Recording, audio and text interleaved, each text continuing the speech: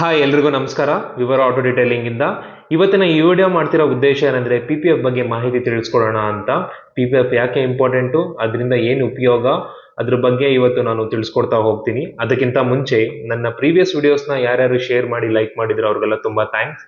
So ಇನ್ನು weight ಮಾಡದೆ ವಿಷಯಕ್ಕೆ ಬರೋಣ.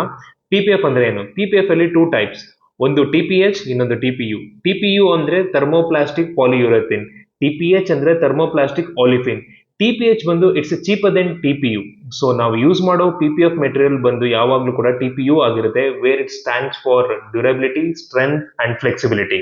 ಸೊ ನೀವು ಇಲ್ಲಿ ನೋಡ್ತಾ ಇರ್ಬೋದು the big boy BMW GS 1250 ನಮ್ ಸ್ಟುಡಿಯೋಗೆ ಫುಲ್ ಬಾಡಿ PPF ಗೆ ಬಂದಿದೆ. ಈ ಕಸ್ಟಮರ್ 5 years ಮುಂಚೆನೆ ಈ ಬೈಕ್ ಗೆ PPF ಮಾಡಿಸಿದ್ದಾರೆ, ಬಟ್ ಅದು ಡ್ಯಾಮೇಜ್ ಆಗಿರೋ ಕಾರಣದಿಂದ ಅದನ್ನ ನಾವು ಇವತ್ತು ರಿಮೂವ್ ಮಾಡಿ ಹೊಸ PPF ನ ಹಾಕ್ತಾ ಇದೀವಿ. ತುಂಬಾ ಜನ ಹೇಳ್ತಾರೆ PPF ನ ಯಾಕೆ ಹಾಕಿಸ್ಬೇಕು, ಅದು ಯೂಸ್ ಇಲ್ಲ, ದುಡ್ಡು ವೇಸ್ಟ್, ಅದನ್ನ ಮಾಡಿಸೋ ಬದಲು ಪೇಂಟೇ ಮಾಡಿಸ್ಬಿಡ್ಬೋದು, ಅದನ್ನ ರಿಮೂವ್ ಮಾಡ್ಬೇಕಾದ್ರೆ ಪೇಂಟ್ ಎಲ್ಲ ರಿಮೂವ್ ಆಗ್ಬಿಡುತ್ತೆ, ಹಾಗೆ ಹೀಗೆ ಅಂತೆಲ್ಲ. ಬನ್ನಿ ಇವತ್ತು ಒಂದು ಕ್ವಾಲಿಟಿ PPF ಆಫ್ಟರ್ 5 years ಆದ್ಮೇಲೆ ರಿಮೂವ್ ಮಾಡಿದ್ರು ಕೂಡ ಎಷ್ಟು ಈಸಿಯಾಗಿ ರಿಮೂವ್ ಆಗ್ತಾ ಇದೆ ಅನ್ನೋದನ್ನ ನಾನು ತೋರಿಸ್ಕೊಡ್ತೀನಿ. ವಿತೌಟ್ ಹೀಟ್ ಗನ್ ಅವ್ರು ಯಾವುದೇ ಕೆಮಿಕಲ್ ಯೂಸ್ ಮಾಡ್ದೇನೆ ನಾವು ಈ PPF ನ ಈಸಿಯಾಗಿ ರಿಮೂವ್ ಮಾಡ್ತಾ ಇದೀವಿ.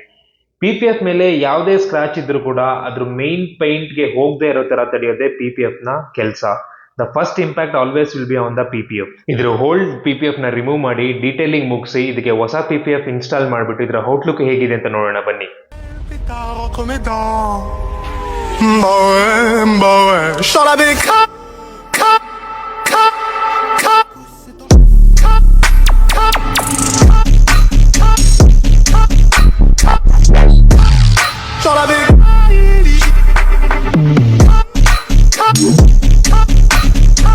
ಎಕ್ಸ್ಕ್ಲೂಸಿವ್ ಆಫರ್ಸ್ಗೋಸ್ಕರ ನಮ್ಮ ಪೇಜ್ ನ ಫಾಲೋ ಮಾಡಿ, ಈ ರೀಲ್ಸ್ ನ ನಿಮ್ ಫ್ರೆಂಡ್ಸ್ ಗೆ ಶೇರ್ ಮಾಡೋ ಮುಖಾಂತರ ನಮ್ಗೆ ಸಪೋರ್ಟ್ ಮಾಡಿ.